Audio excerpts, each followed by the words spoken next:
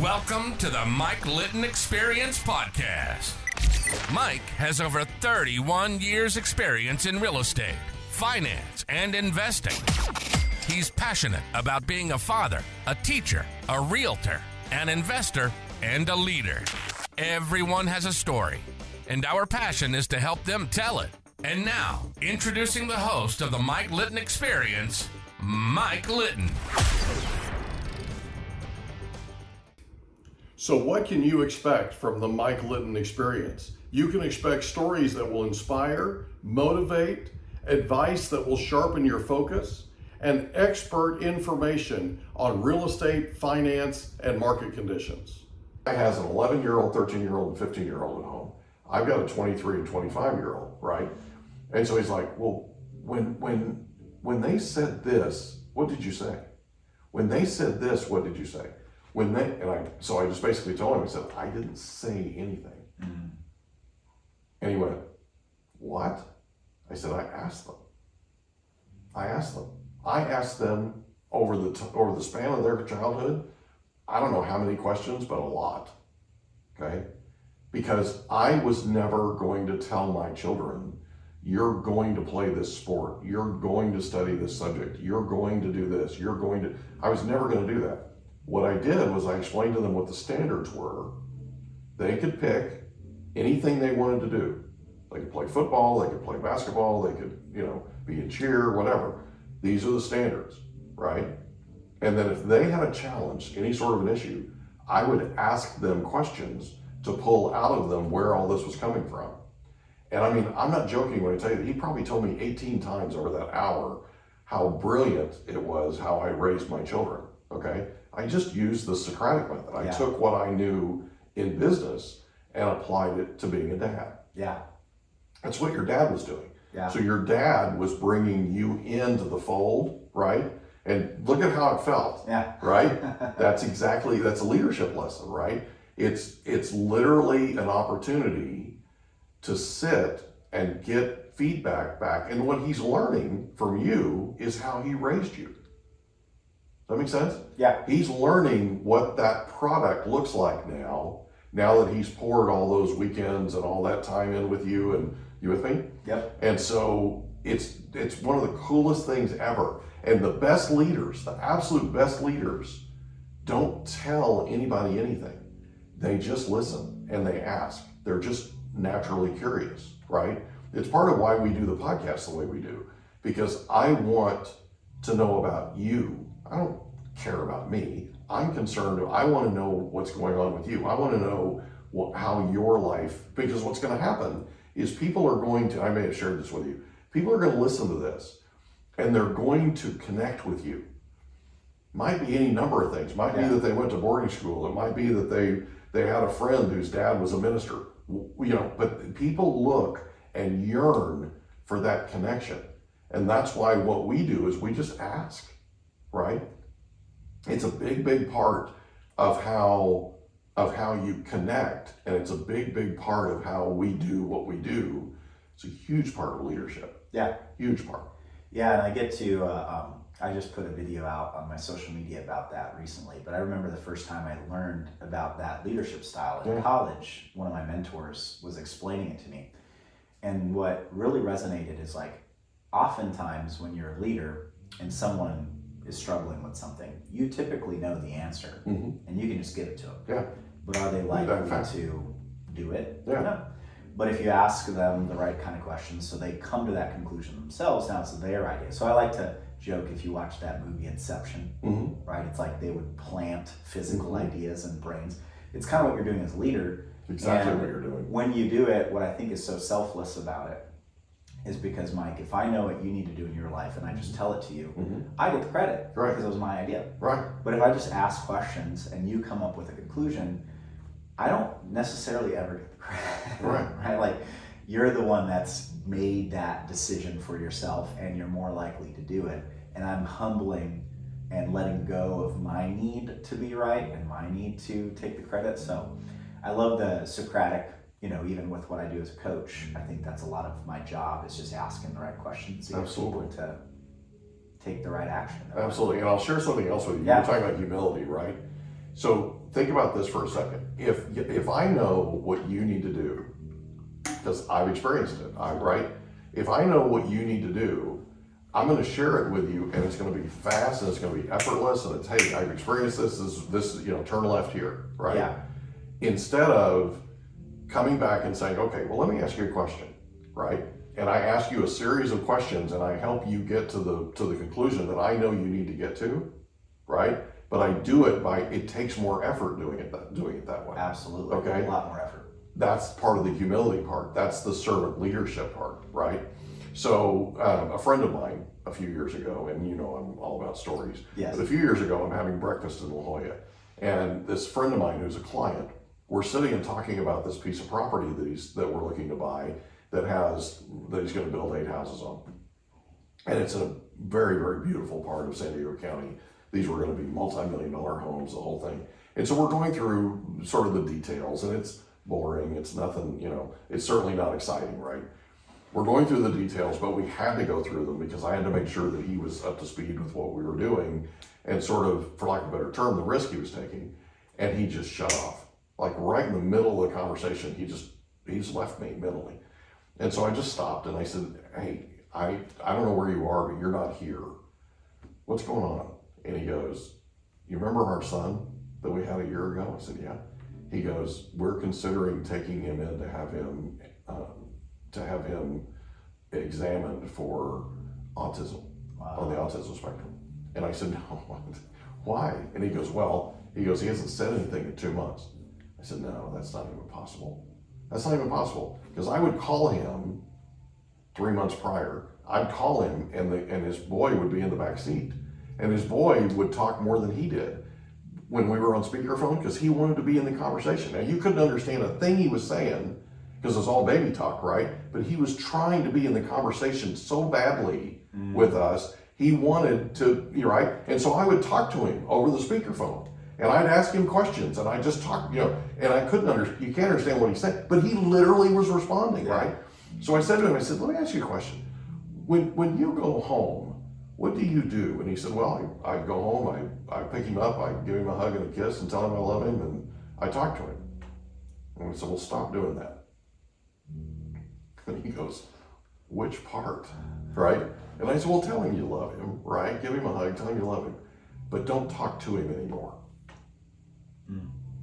Okay, right? He's literally just like, what's next, right?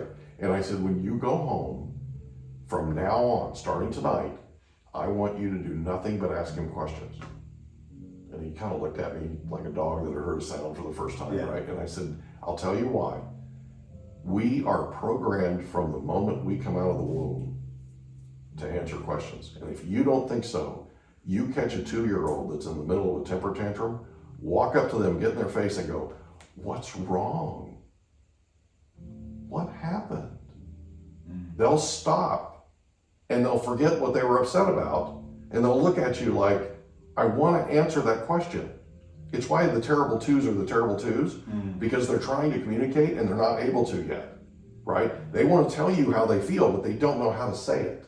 That's why the terrible twos are the terrible, they're frustrated, right? So I said to him, I said, they're absolutely programmed to answer questions. So go home and ask him. He can't answer, right? But ask him, how did you do with mama today? Did you take care of mama today? Did you go out and look at the birds? Was it a beautiful day today? How much fun did you have today? What did you do? Did you learn something today? Right? Just, okay, ask. And I said, let me ask you another thing. When he wants something, what does he do? He said he points and he grunts. And I sort of chuckled and he goes, why are you chuckling? And I said, well, that's what I used to do when I was his age. Yeah. Right? The thing was, there was a lady that was a neighbor farmer of my grandmother's that had 6 boys. She did not anymore have time to go grab stuff for me than the man on the moon, right? So she made me tell her what that was before she went and got it for me. Okay? And I said, he's gonna cry. He's gonna cry. So you need to sit down with mama and you need to get on the same page because he's got you trained right now. When it's the first baby, if they even sound like they're gonna whimper, you leap up and you go do it, right? I mean, it's like scaling tall buildings in a single bound kind of thing, right? Right? And I said, so he's gonna cry, he's gonna throw a fit, Mama needs to be on board with this, but don't get it for him until he tells you what it is. Okay? 2 days later, I called him. I said, how are we doing? He goes, well, we're not taking him to the doctor. And I said, why is that? And he said, we can't get him to shut up. Yeah, that's great, Mike. He was wanting so badly, Peter, to talk. He just needed somebody to ask. Yeah. Okay? So when people are listening to this, care enough about the people that are in your life and outside of your life to just ask. Okay? Because I promise you, people in this world, to a person, are dying, literally dying to tell you their story. You just got to give them permission. And the best way to do it is to ask. Yeah. Okay?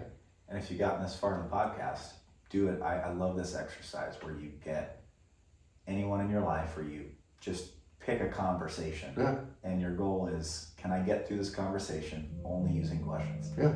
It's so fun, and it is a good stretch, and it's just working that muscle. Yeah. Because I think, unfortunately, it's gotten worse too with the virtual stuff since COVID. But human face-to-face interaction and conversation is a very weak skill in a lot of people's lives. So taking a chance or an opportunity to find someone, coworker, spouse, friend, just ask a bunch of questions. Now, you won't believe what you'll find out. Yeah. You won't believe it. I promise you. You'll be fascinated. You know, we have, I think we're at 75 or 78, or we're somewhere in the neighborhood in terms of total episodes, right? And we've had a number of interviews where I sat down with people. Never in a million years did I expect what I found out. Yeah. I mean, I sat with a lady that I've done a lot of business with. She was bedridden for 6 years. 6 years. I had no idea. Wow. No idea, right? And I mean, it's just, you know, I sat with a kid that's 24 years old. I can call him a kid because I'm old enough to be his dad, right? My son's 25. Literally, yeah. This young man grew up in a household where his mom, dad, grandparents, aunts, uncles, everybody were gang members. He was an active gang member in City Heights in San Diego. That's where he grew up.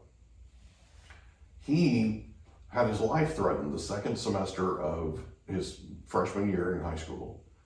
Because of zero tolerance, he was able to fend this guy off and save his life, right? He was expelled, so he flunked the second semester of his freshman year. If you look at all the statistics, he should be either dead or in prison. He is literally one step away. All he has to do is sign the letter, sign the application from Harvard Law. Wow. His letters of recommendation for admission into Harvard Law by Harvard Law graduates, Stanford Law graduate, they're former professors of his. Not in a million years did I realize what I was getting into when I sat down with him and asked him his life story. Right? It's just fascinating. Absolutely fascinating. And I'll leave you with this. So the one thing that I have told my kids is to basically print a page, and the top of it needs to say, stay in curiosity, the bottom, stay out of judgment. Print it in large font and put it up in front of wherever you work. So you look at it every day, okay, as a reminder. Because here's the thing, you know about norms and all that kind of thing, right? In the United States today, the idea of a conversation is not asking a question and finding out about somebody. It's, I'm literally trying to figure out what I'm going to say to you next to respond to what it was you just said. Peter, that's a debate. Yep. That's not a conversation, okay? You need to be listening to whatever the response is. Make sense? Yep. Anyway, sorry, I didn't mean to get off track. No, I mean, one of my favorite things I've ever taught on is on listening. And one of my favorite facts that has blown my mind every time I think about it is that the average human, in terms of words per minute that they can speak, is somewhere like fastest, maybe 170, 160. But the average human can listen to and comprehend close to like 300-400 words per minute. Yeah, that doesn't surprise me. So that's why when you watch YouTube on 2 times speed, I don't know if you do that, but I do sometimes. You know, like I get it and I'm following along. So the question is, if I'm in a conversation with someone who can only speak half or less of what I can comprehend, what is the rest of my mental capacity going towards? Right. And that's the biggest issue with distraction that we have. Is not literally, I mean, you could be at a Buffalo Wild Wings and be watching the TV in a conversation. You could be on the cell phone with someone while trying to text or flip through your Instagram. We literally have those real distractions. But the invisible distraction is like, what am I going to eat for dinner? What am I doing this weekend? What do I have to get done? And I'm literally in a conversation with you where I can be thinking that, Mike. Instead of, you know, when we actually study the facts, the words coming out of your mouth is just a small fraction of what you are communicating at the moment. So that rest of our mental capacity is designed to be able to pick on your tone, your facial features, your body language, and you can see things where, and one of the things when you talk about asking questions, one of my favorite things is usually when you ask an initial question, someone will give you a very basic response of what they think you want them to say. Politically correct. And then if you just pause and wait, then it like, the dam breaks. So it's like literally when you ask someone like, how are you doing? And you can read that something's going on. And they say, I'm fine. And you just kind of sit and nod your head and make eye contact and like, listen, you don't have to say anything. Just give it a few seconds, then it will just poof. Yeah, it's amazing. And it's like, that's what I'm talking about. They're literally dying to tell you their story. They're literally dying to tell you what's going on. You just got to let them do it. You just got to be willing to ask, right? Like somebody will say to me, I'm fine. Okay. How could you be better, right? What's going on that's keeping you from being amazing, right? Or like what's new and exciting Yeah. if you are fine. I mean, right? tell me more about being fine, right? Yeah. And all of a sudden it's like the floodgates just open, you know? And it's literally all about, for me anyway, it's all about staying in curiosity. And my kids grew up with it. They literally grew up with their dad being an example of exactly what I want them to do. I want them to resolve conflict. I want them to figure out and solve problems. I want them to be active and I want them to be leaders. And I told them, I said, listen, I am not here to be your best friend. I am here to be your dad. And I'm here to prepare you to go out in that big, beautiful world. And the world is not going to be fathering you, okay?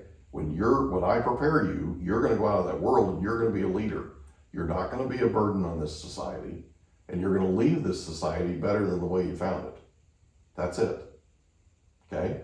So you may not agree with what decision I make about not being able to go to a dance or not being able to do this or not being, so-and-so's mother's letting them go. Okay, well, I'm not their father. Yeah. And it fell on deaf ears. The thing is, I just asked all the time. And it helped, it helped a lot. So anyway, so that was fun. So you go to college. Where do you go to college? So, growing up the way I did, and most of my classmates in high school, our plan was to go back to our home countries for college. Okay. Like going to college in the Philippines was never necessarily on the agenda for me, although I did have some classmates that did. Most of the international school I went to was very, we had SATs, we had ACTs, we had AP classes, we even had IGCSE, which is kind of like the British system. So for people that were going back to Australia or New Zealand or Britain, like they could take those courses and get credit, yeah. Right? So I had a few AP classes, got credited. So most of our times that we were in America, those years that my parents were here, was all in California, whether Southern California, Central California. So that was like my home-ish. Okay. And my dad's side of the family was in Minnesota, so I had that contrast of like, this is what weather could look like if I chose to live over here. So a lot of his siblings and my cousins all went to school in Minneapolis, where I was like, you know what? And it was funny, I had other friends in the dorm looking at different schools, we talk about it. one of my favorite memories, there's a small little school in Michigan called Calvin, and when my friend was telling me he was going to that school, and I found this 24-hour webcam service, right? And I look it up, and it's a 15-hour time difference, so middle of the day there is middle of the night, and it must have been like 2 a.m., right? And there's this webcam on like a lamp post. Yeah. And it looks like a blizzard. And I was like, not going to that school. Nope, not going there. Yeah. Right? And yeah, I'm we're going to click expert delete. I'm used to tropical weather, close to the equator. Right. It gets light and dark the same time all year round. So California, Southern California specifically, was kind of like, okay, I feel like I can fit in here. So I looked at without freezing when it took us off, right? And anyways, in my mind, I looked at a lot of small private schools. Yeah. I had gone to a lot of smaller schools growing up, and it just intimidated me to think of going to like a San Diego State or a UCSD that 60,000, 40,000 people.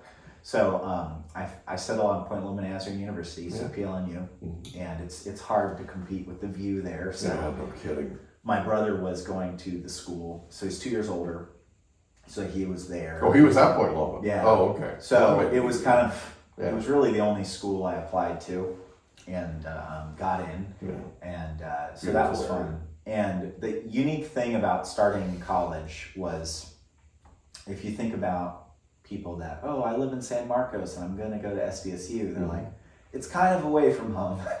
But for me, it was like, my parents lived and worked in the Philippines, 8,000 miles away, and I was going to college on my own.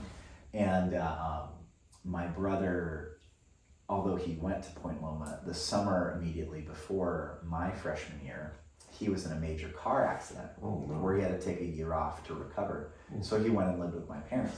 So I was basically starting, it was me. All by yourself. And, having things that you don't think about, setting up a phone plan, like Point Loma has it's on a national park, so it's limited parking. Freshmen aren't allowed to have vehicles, but I had a vehicle because I didn't have a family in the country, right? So my closest immediate family was Bakersfield. My mom's sisters. And then we had a family friend living here in San Diego that was my mailing address, right? But I had a car as a freshman, and I remember going to public safety, our on-campus police, and trying to get clearance. Hey, I own this car, where would I put it if I can't bring it to campus? And I couldn't get clearance.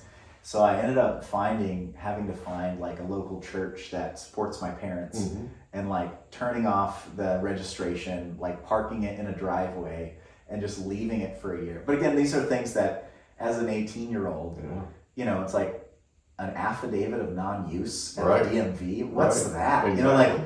A lot of these things I had to figure out and grow up pretty quick to solve those problems. Yeah, no kidding.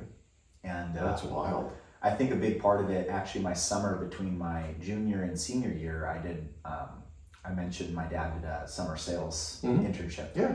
I did that. It's like a college internship. The company's called Southwestern. They've been around since 1855. They're the oldest internship and the longest running direct-to-consumer sales company in America. Wow. So they started selling books door to door on horseback. That was before the light bulb was invented. So it's a really old company that's it's kind of the training ground for sales and communication for college kids. Yeah. So my dad did that, and he told me these stories. I was like, Dad, you're crazy. I'm not going to do anything like that. I was like the shy kid.